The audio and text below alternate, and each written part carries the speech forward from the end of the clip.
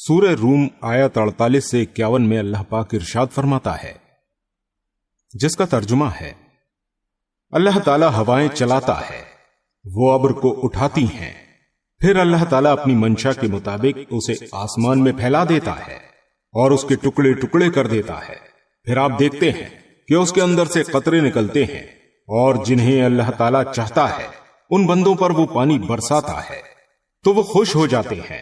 یقین ماننا کہ بارش ان پر برسنے سے پہلے پہلے تو وہ نا امید ہو رہے تھے، پس آپ رحمت الہی کے آثار دیکھیں کہ زمین کی موت کے بعد کس طرح اللہ تعالیٰ اسے زندہ کرتا ہے۔ کچھ شک نہیں کہ وہی مردوں کو زندہ کرنے والا ہے اور وہ ہر چیز پر قادر ہے۔ اور اگر ہم باد تند چلا دیں اور یہ لوگ کھیتوں کو مرجھائی ہوئی زرد پڑی ہوئی دیکھ لیں تو پھر اس کے بعد ناشکری کرنے لگیں۔ دوستو، یہاں پر اللہ تعالیٰ ارشاد فرماتا ہے کہ وہ ہوائیں بھیجتا ہے جو بادلوں کو اٹھاتی ہیں، یا تو سمندروں پہ سے یا جس طرح اور جہاں سے خدا تعالیٰ کا حکم ہو، پھر رب العالمین ابر کو آسمان پر پھیلا دیتا ہے۔ دوستو، ہم نے اکثر دیکھا ہے کہ بادل آسمان میں جا رہے ہوتے ہیں، ان میں سے جو سیاہ بادل ہوتے ہیں ان میں اکثر پانی ہوتا ہے، پھر بارش ان بادلوں کے درمیان سے برسنے لگتی ہے، جہاں پر بارش ہوتی ہے وہاں کے لوگ خوش ہو جاتے ہیں۔ اس کے بعد اللہ تعالیٰ نے کہا ہے کہ یہی لوگ بارش سے نا امید ہو چکے تھے، یعنی کہ آپ نے سنا ہوگا کہ بہت سے لوگ بارش ہونے سے پہلے کہتے ہیں کہ ارے کتنی گرمی ہو رہی ہے، پتہ نہیں بارش ہوگی یا نہیں ہوگی، لیکن جب بارش ہو جاتی ہے تو وہ لوگ خوش ہو جاتے ہیں۔ اور پوری نا امیدی کے وقت بلکہ نا امیدی کے بعد ان پر بارشیں برسیں اور سب جگہ پانی پانی ہو گیا، پھر ان کی خشک زمین تر ہو جاتی ہے، جو سوکھا پڑا ہوا ہوتا ہے کھیتوں میں باغوں میں وہ ہریالی میں بدل جاتا ہے، جو زمین صاف چٹیل میدان تھی وہاں پر بہت طرح کی ہریالی دکھائی دینے لگتی ہے۔ اس کے بعد اللہ تعالیٰ کہتا ہے کہ جس طرح تم اپنے رب کی یہ قدرت دیکھ رہے ہو، ایک دن مردوں کو ان کی قبروں سے بھی وہی نکالے گا جبکہ ان کے جسم گل سڑ گئے ہوں گے۔ سمجھ لو کہ خدا تعالیٰ ہر چیز پر قادر ہے، چاہے وہ چیز مردہ ہو جائے۔ چنانچہ حضرت عبداللہ بن عمر رضی اللہ تعالیٰ عنہ فرماتے ہیں کہ ہوائیں 8 قسم کی ہیں، 4 رحمت کی، 4 زحمت کی، ناشرات، مبشرات، مرسلات اور زاریات تو رحمت کی ہیں، اور عقیم، سرسر، آصف اور قاصف عذاب کی۔ اس سے پہلی 2 خشکیوں کی اور 2 تری کی۔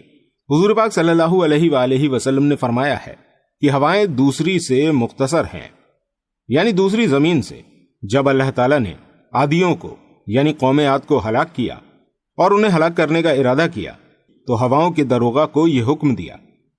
اس نے دریافت کیا کہ جناب باری تعالیٰ، کیا میں ہواؤں کے خزانے میں اتنا سوراخ کر دوں جتنے بیل کا نتنا ہوتا ہے؟ تو فرمان خدا ہوا کہ نہیں، اگر ایسا ہوا تو کل زمین اور زمین کی کل چیزیں الٹ پلٹ ہو جائیں گی۔ اتنا نہیں بلکہ وزن کرو، اور جتنا انگوٹھی میں ہوتا ہے اب صرف اتنے سے سوراخ سے ہوا چلی۔ وہ ہوا جہاں پہنچتی تھی وہاں بھس اڑا دیا کرتی تھی، جس چیز پر سے گزرتی تھی اسے بے نشان کر دیا کرتی تھی۔ سورہ روم آیت 54 میں اللہ پاک کا ارشاد ہے، اللہ تعالیٰ وہ ہے جس نے تمہیں کمزوری کی حالت میں پیدا کیا، پھر اس کمزوری کے بعد توانائی دی، پھر اس توانائی کے بعد کمزوری اور بڑھاپا دیا، جو چاہتا ہے پیدا کرتا ہے، وہ سب سے پورا واقف اور سب پر پورا قادر ہے۔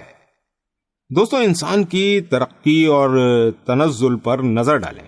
اس کی اصل تو مٹی سے ہے، پھر نطفے سے، پھر خون، اس کے بعد گوشت کے لوتھڑے سے، پھر اسے ہڈیاں پہنائی جاتی ہیں، پھر ہڈیوں پر گوشت پوشت پہنایا جاتا ہے، پھر اس کے اندر روح پھونکی جاتی ہے، پھر ماں کے پیٹ سے ضعیف اور کمزور ہو کر نکلتا ہے، پھر تھوڑا تھوڑا بڑھتا جاتا ہے اور مضبوط ہو جاتا ہے، پھر بچپن کے زمانے کی بہاریں دیکھتا ہے، پھر جوانی کے قریب پہنچتا ہے، پھر جوان ہوتا ہے، اس کے بعد دھیرے دھیرے اس کی طاقتیں گھٹنے لگتی ہیں، ادھیڑ عمر کو پہنچتا ہے، پھر بوڑھا ہو جاتا ہے، پھر بوڑھا ہو کر اور کمزور ہو جاتا ہے۔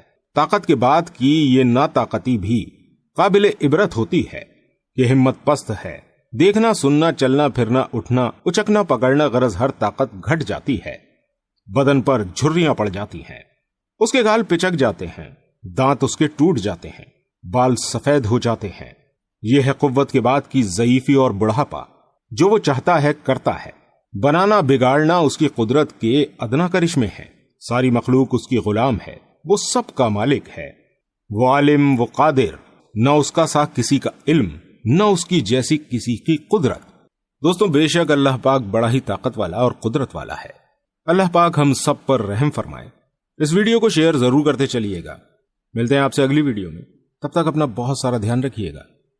السلام علیکم ورحمۃ اللہ وبرکاتہ۔